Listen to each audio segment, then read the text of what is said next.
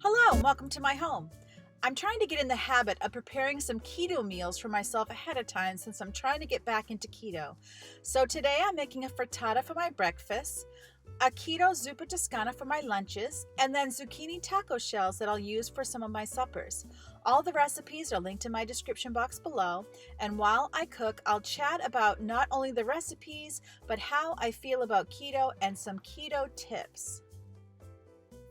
I'm beginning by shredding 3 cups of zucchini for my taco shells, and then I'll be chopping the rest of the zucchini for my soup. The soup recipe doesn't call for zucchini, but I like to have extra veggies in my soup. I change recipes, so it's good that you have the link to the original in the description box. I'm literally making all 3 recipes at once, so you'll see me flip back and forth between ingredients. I've had a few people, actually more than a few, ask me if I think the ketogenic diet works. And I would say, yes, it worked very well for me. The keto plan works if you work the plan. I fell off the plan in a big way, and you gain that weight you lost back really fast. I'm adding a bit of salt to my shredded zucchini and straining it to get the extra water out. You'll see me pressing on it every few minutes to get it as dry as possible.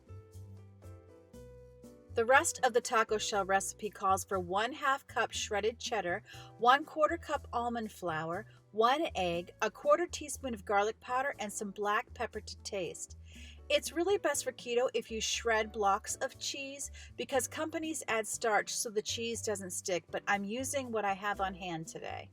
Now back to our keto conversation. It's always good to check with your doctor and just make sure that the keto plan would be safe for you before you start. I'm going to link what I consider to be the 2 best YouTube channels for information on keto, and that would be Keto Connect as well as Dr. Berg, and I'm going to link them below in my description box. While my zucchini drains, I'm going to slice up my vegetables. I'm slicing up an onion that will be for my frittata and my soup. I'm dicing a yellow pepper for the frittata, and also for the frittata will be broccoli and 2.5 cups of mushrooms. The recipe I linked actually calls for asparagus instead of broccoli, but I had broccoli that needed to be used, so I'm substituting. Any keto-friendly veggies will work great in the frittata. Just to share with you a little bit about my keto journey, I have struggled with my weight pretty much since I was in adolescence. I was doing the Weight Watcher program a few years back, and I actually lost 60 pounds on the Smart Point plan. And then when Weight Watchers moved to Freestyle, I was really struggling. And that's because there were just too many 0-point foods. I was way overdoing it on the fruit, and I just wasn't having good self-control. Then one day I decided to look up the symptoms of insulin resistance because I wasn't feeling well, and I really saw that I had a lot of symptoms of insulin resistance. Now I have diabetes in my family line, as well as the fact that when I was pregnant with one of my sons, I had gestational diabetes. So I knew I was already at a high risk. So as I started looking into low carb options, I bumped into some videos on keto, and as I looked into it more and more, I decided to give it a try. Once my body adjusted to keto, I have to say I felt really healthy on it. I have a lot of inflammation. My inflammation was down. I was sleeping really well. A lot of the stomach issues I had were gone. There were times, I used to blame certain foods on stomach problems, but once I got rid of the carbs, I realized that was really what was causing a lot of my problems. It wasn't the proteins I was eating, it was actually the carbs, and I must say the gluten. So I have to say that keto is just a really good fit for my body, and I think it's important for each person to find that good fit for them, and it may or may not be a low carb diet. This past fall, I fell off my keto diet in a huge way, and I gained a bunch of weight back, and it's been very discouraging, and now I'm trying to kind of get back to it. Everything for the frittata is being thrown into this disposable 9x13 casserole dish, And then I'm getting the onion I already chopped and I'm just sprinkling it across. And now I'm going to get my bacon ready to be cooked, and I'm cooking that in a 400-degree oven for 20 minutes, and it just comes out perfect. I'm sure most people know this method already for bacon. It works really well.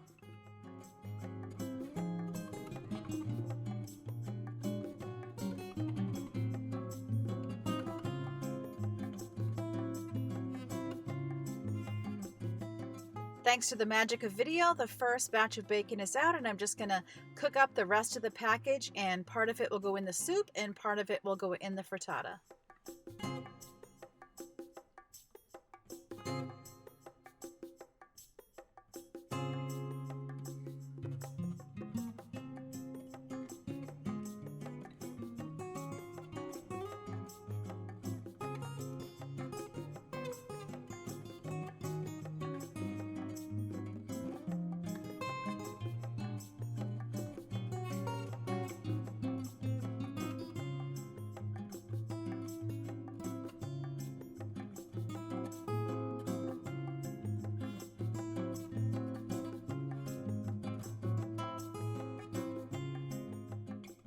Of course, it's not done yet, but doesn't that look beautiful already?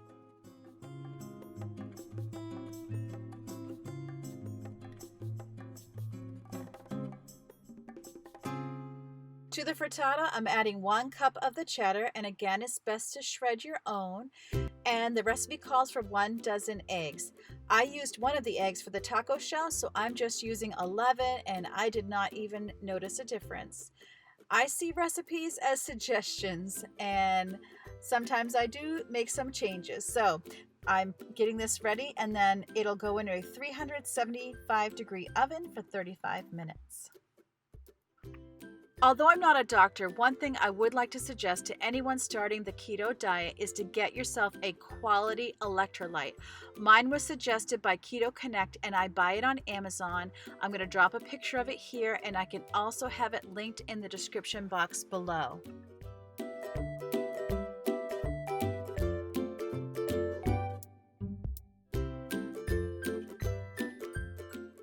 I'm giving my zucchini one more press to get any extra moisture out, and then I'm adding all the ingredients of the taco shell together.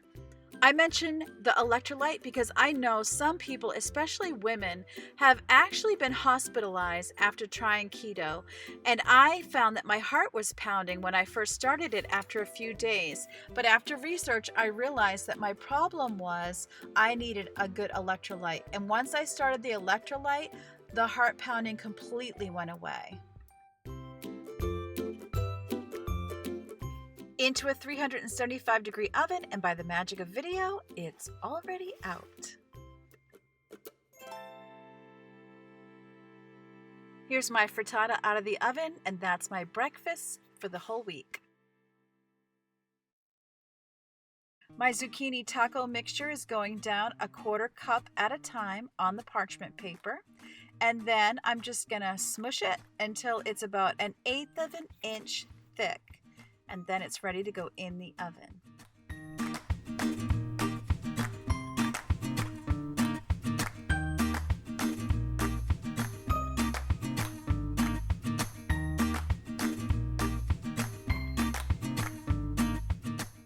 The zucchini taco shells go in a 400-degree oven for about 25 minutes. They come out flexible. They don't come out crispy, which I thought was a good thing. Now it's time for the zuppa toscana soup, and I'm just using some bacon fat that I had reserved to go ahead and saute my onion that I just dumped in, as well as the sausage and garlic. And in this side skillet, I'm actually helping my daughter with a recipe that she's making for her lunch, which is a stir fry. It's not keto, so it did not make the video because she's going to add rice in at the end. A keto zuppa toscana soup is just like a regular zuppa toscana soup, except you're using cauliflower in place of potato, and I like to put any different vegetables I might have around the house, so that's why I put some zucchini in this one. Normally it calls for red pepper flakes, but I buy hot sausage, and that way I don't have to even bother putting in the red pepper flakes. Something that really helped me, especially getting started, was the Carb Manager app, and it's completely free. And I'm going to drop a picture of what the app looks like so that you know how to find it, and then what it looks like when you actually use it. And when you put in your height and weight and age and activity level, it tells you how many proteins, fats, and carbs to eat, which they call macros. And it's just so helpful, especially in getting started, and you can track your foods throughout the day. I also have a very sweet subscriber who has a channel that has different keto recipes. Her channel name is Easy Keto, and I will leave her linked in my description box below as well.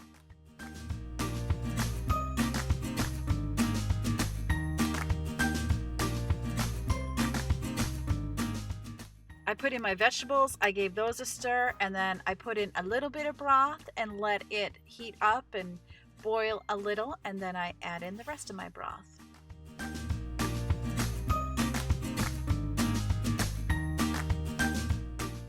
Again, the real recipe is linked in the description box below.